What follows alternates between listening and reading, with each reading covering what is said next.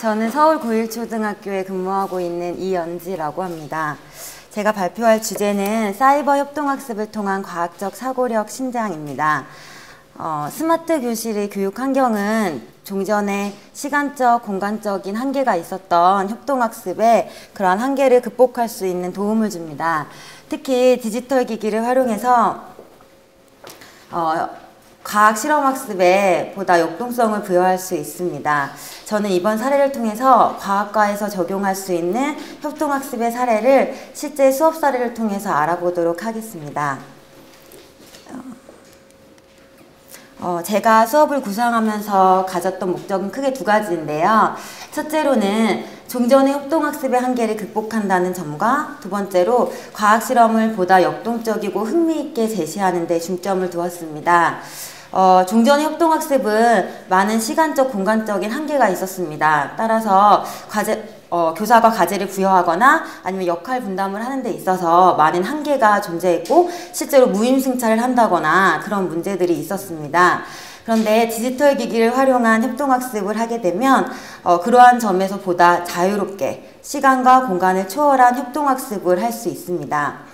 먼저 활용 가능한 협동학습 프로그램들을 한번 살펴보면 먼저 많은 선생님들이 다뤘듯이 미투데이나 트위터, 페이스북과 같은 SNS를 활용할 수 있습니다. 교사가 질문을 올리고 학생들이 실시간으로 자신의 생각을 올리는 방식으로 서로의 생각을 공유할 수 있습니다. 또한 상용화되어 있는 카페나 교육적인 목적의 클래스팅을 활용해서 웹 공간에 협동학습의 공간을 마련해 놓을 수 있습니다. 물론 학교 홈페이지를 활용할 수도 있겠지만 학교 홈페이지의 경우 핸드폰에서는 열리지 않습니다. 그렇지만 이런 상용화되어 있는 카페나 클래스팅은 웹을 통해서 핸드폰으로도 열어볼 수 있다는 장점이 있습니다. 또한 학급 단위의 클라우드를 활용할 수 있습니다. 교사가 다량의 정보를 인쇄할 필요 없이 학생들에게 제공할 수도 있고 또 학생들이 각각 자료방을 만들어서 이것을 개인별 포트폴리오로도 활용할 수 있습니다. 또한 구글 문서나 원노트 그리고 에버노트와 같은 공유 문서가 있는데요. 이들은 협력적인 글쓰기를 할 수 있는 도구를 제공합니다. 특히 구글 문서 같은 경우는 한글 문서뿐만 아니라 워크시트나 그리고 그림 파일, 프레젠테이션의 공유도 가능하다는 장점이 있습니다. 마지막으로 프레지는 물리적으로 멀리 떨어져 있는 학생들이 정해진 시간에 접속해서 어디서든 협동 작업을 해서 공동의 산출물을 만들어낼 수 있다는 장점이 있습니다. 그럼 실제 수업 사례로 살펴보기 전에 수업 전에 준비해야 될 사항들을 체크해보면 먼저 QR코드를 만듭니다. 이 QR코드 안에는 교사의 목적에 따라서 학습 내용을 담을 수도 있고 아니면 미션을 제공한다던가 과학과의 경우에는 실험 방법 안내를 QR코드를 통해 할 수 있습니다. QR코드는 이렇게 포스트잇으로 인쇄해서 해당되는 페이지에 붙여 놓으면 언제든 활용될 수 있습니다. QR코드에 인식되게 되면 이렇게 미션 용지가 보이게 되고요. 그리고 실험 방법을 안내하는 거나 아니면 공유 문서를 활용하는 방법을 이렇게 담아서 아이들에게 전달할 수 있습니다. 두 번째로 학급 단위의 클라우드를 만드는데요. 이 클라우드 안에는 교사가 다량의 정보를 인쇄하지 않고 제공할 수 있습니다. 그래서 보다 기존의 인쇄물로 제공할 때보다 폭넓은 정보를 아이들에게 제공할 수 있다는 장점이 있습니다. 그리고 아이들은 자신들이 필요한 정보를 취사 선택하면 되죠. 그리고 또한 이렇게 개인별 보고서방을 만들어서 이것을 계속 누적해 가면 학생들의 포트폴리오가 될 수 있습니다. 또한 조별 보고서방을 만들어서 이렇게 학생들이 서로의 작업물을 올리고 공유할 수 있습니다. PC로 올리는 모습이고요. 그리고 이렇게 핸드폰을 이용할 수 있습니다. 특히 핸드폰 앱을 이용해서 올리게 되면 언제 어디서든 정보를 업로드하고 다운로드할 수 있다는 장점이 있습니다. 그리고 이렇게 교사는 실시간으로 결과물을 확인할 수 있습니다. 세 번째로는 이렇게 구글 공유 문서를 활용해야 되는데요. 구글 문서는 한 페이지에 여러 학생들이 동시에 접속해서 협력적인 글쓰기를 할 수 있습니다. 공유를 하는 방법은 이 위에 있는 공유를 누르면 이렇게 공유를 설정할 수 있는 창이 뜹니다. 여기서 링크가 있는 모든 사용자에게 공개를 선택하고 수정으로 누르면 공유 문서가 됩니다. 또한 이 구글 문서는 학급 설문조사라든지 아니면 실험 방법 안내에도 활용할 수 있는데요. QR코드로 실험 방법 안내를 할 수 있지만 액정 화면이 작거나 아니면 실제로 링크가 오류가 걸리는 경우가 많습니다. 그러면 구글 문서의 이 링크 주소로 공유를 할 수 있습니다. 개인별 보고서를 작성한 모습인데요. 이렇게 구글 문서로 개인별 보고서를 만들면 교사가 언제 어디서든 결과물을 확인하고 체크할 수 있습니다. 그리고 조별 보고서를 만든 모습인데요. 아이들이 동시에 접속해서 한 페이지에서 자신이 해당되는 구역에다가 결과물을 기록할 수 있습니다.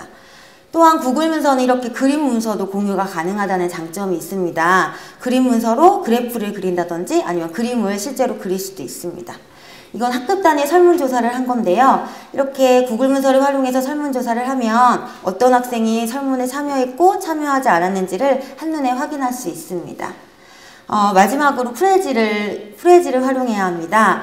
프레지는 마찬가지로 구글 문서와 마찬가지로 공동의 작업을 할 수 있는데요. 특히 프레젠테이션에 보다 중점이 두어져 있습니다. 여기 에디트 투게더를 누르면 이렇게 링크 주소가 나옵니다. 이 주소를 통해서 공유를 하게 되는데요. 이렇게 해서 조별 과제를 완성한다던가 또 한 가지는 교사가 사전에 프레지를 만들어서 아이들한테 나눠줄 경우 자신의 수준에 따라서 공부를 하거나 아니면 평가에도 활용할 수 있습니다. 그거는 다음 뒤에서 설명해 드리도록 하겠습니다. 이건 학생들이 실제로 가장 센 전자석을 만들려면 어떻게 해야 될까라는 문제 학생들이 만든 프레지인데요. 각자의 집에서 정해진 시간에 접속해서 만들었습니다. 그리고 이거는 제가 수업 시간에 아이들에게 나눠준 건데요. 미리 문제를 이렇게 4개를 만들어 놓고 학생들이 동시에 접속해서 문제를 푸는 방식으로 조별 학습을 평가했습니다. 그럼 실제 수업의 실제를 보여드리겠습니다. 제가 준비한 단원은 6학년 1학기 과학의 4단원 생태계와 환경에 먹이 피라미드를 쌓아보는 활동입니다. 먼저 동기 유발을 하는데요. 교사는 프레지를 활용해서 스토리텔링으로 동기를 유발합니다. 학생이 이렇게 섬에 갇혀 있고 섬에 탈출하기 위해서 어떻게 해야 할까라는 이야기로 수업을 시작합니다. 그리고 이제 수업을 하기 위해서 이 문제를 해결해야 합니다. 선생님이 질문을 하게 되면 아이들이 각자의 TPC에 이 답이 무엇인지 아세요? 네, 버섯이라고 올리게 되는데요. 저가 있는 학교는 실제로 초기에 TPC, 태블릿 PC를 활용하는 연구학교입니다. 그래서 여기서 TPC를 활용한 골든벨이 예를 한번 보여드리면 바늘구멍 사진기로 보이면 어떻게 보일까요? 이러한 질문에 아이들이 각자 TPC에 이렇게 그림을 그리면 아이들의 화면이 교사의 화면에 보이게 되고 아니면 전면에 띄울 수 있습니다. 그러면 아이들의 답이 한눈에 보여서 어떤 친구가 답이고 어떤 친구가 답이 아닌지를 한눈에 확인할 수 있습니다. 그리고 미션을 제시하는데요. 미션은 QR코드를 활용해서 제시했습니다. 학생들이 QR코드로 읽으면 그렇게 미션이 드러나게 되고요. 저가 주어진 미션에 따라서 학생들이 미션의 내용은 이거였어요. 각각 식물들을 놓고 생산자, 소비자, 분해자 이걸 나눈 다음 각각의 먹이 피라미드를 쌓는 활동입니다. 그리고 이 내용을 클라우드로 제출하게 됩니다. 그러면 교사가 실시간으로 이 내용을 확인하고요. 아이패드의 유패드 기능을 활용해서 즉각적으로 수정해 줄 수 있습니다. 지금 내용을 보면 아이들이 지렁이를 생산자라고 봤죠. 그리고 여기 보면 지렁이가 맨 위에 올라가 있고 유기물을 생산자라고 놨고 이런 오류도 수정해 줄 수 있고 여러 조의 결과물을 비교하면서 거기서 교사가 필요한 그날 수업에서 배워야 될 점들을 끌어낼 수 있습니다. 그리고 저희는 디지털 교과서를 활용하는 학교여서요. 디지털 교과서로 수업 내용을 정리했고 그리고 심화 활동을 하는데요. 실제로 이 먹이 피라미드는 고정적인 것이 아니라 유동적이죠. 이거를 실제 유패드를 활용해서 실제 교실에 있는 한 학생의 사진을 찍어서 올리고 그리고 교실에 있는 콩나물을 찍어 올린 다음 이 아이가 콩나물을 먹을 때는 1차 소비자지만 삼계탕을 먹을 때는 2차 소비자고 그리고 작은 물고기를 먹는 넙치를 먹을 때는 3차 소비자가 된다는 것을 보여줍니다. 이거는 프레지를 활용해서 평가를 하는 모습입니다. 이 해당되는 단어는 아니고요. 제가 다른 차시에서 썼던 수업인데 한번 예시로 보여드리도록 하겠습니다.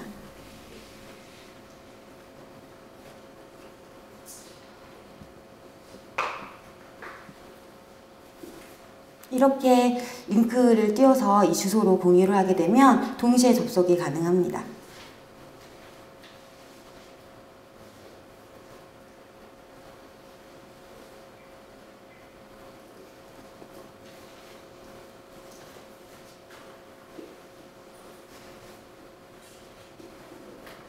이렇게 학생들이 동시에 접속해서 제가 미리 내놓은 문제를 해결하면서 조별학습을 평가할 수 있습니다. 지금 보면 여러 명이 지금 접속해 있어서 특히 협력적 글쓰기를 하실 때 주의해야 될 점은 아이들한테 편집을 해야 하는 공간을 명확하게 지정해 주어야 됩니다. 안 그러면 다른 지역에 가서 서로 편집을 하는 경우가 생기거든요. 그래서 이렇게 평가할 수 있습니다. 활동 후 수업의 변화를 말씀드리겠습니다. 가장 큰 변화는 흥미도의 변화인데요. 이거는 설문조사로 아이들이 24명인데 24명의 결과를 바탕으로 작성했습니다. 실제로 물론 내용에 따라서 설명식 수업도 충분히 재밌겠지만 아이들이 설명식 수업이라는 여감 자체가 갖는 반감일 수도 있을 것 같아요. 그런데 실제로 아이들이 설명식 수업보다는 실험 수업과 발표 수업 그리고 스마트 수업을 좋아하는데 특히 이 스마트 수업에 대한 호응도가 높았습니다. 실험 수업과 발표 수업의 경우에는 그만큼 부정적인 의견이 있는 아이도 있었지만 스마트 수업의 경우에는 훨씬 더 많은 아이들이 긍정적인 답변을 했습니다. 그리고 이거는 과제 완수 정도인데요. 이건 보고서의 완성도를 평가를 했습니다. 실제로 3, 4월 달에 제가 스마트 교육을 완전히 정착되지 않았을 단계에서는 낮은 완성도를 보였지만 마지막 8, 9월 달 정도에는 훨씬 더 보고서의 수준과 완성도가 높아졌습니다. 이는 아무래도 제가 구글 문서 등을 활용해서 조별 보고서를 작성하는 양이 많아져서인 것 같습니다. 마지막으로는 학생들의 활동성과 참여도의 변화인데요. 이거는 세세하게 측정을 할 수는 없지만 분 단위로 해서 측정을 했습니다. 처음 스마트 교육이 정착되기 이전인 3, 4월 달에 비해서 8, 9월 달에 교사의 발언이 훨씬 줄어들었는데 그 이유는 그동안 교사가 일방적으로 전달했던 실험 방법에 대한 안내나 실험 과정에 대한 설명을 QR코드라든지 구글 문서로 대신했기 때문 같고요. 그 위에 교사는 보다 더 조언이라든지 스캐폴딩이라든지 이런 부분에 초점을 맞출 수 있었습니다. 그래서 이렇게 학생의 활동성이 증가되었다는 것을 볼 수 있습니다. 감사합니다.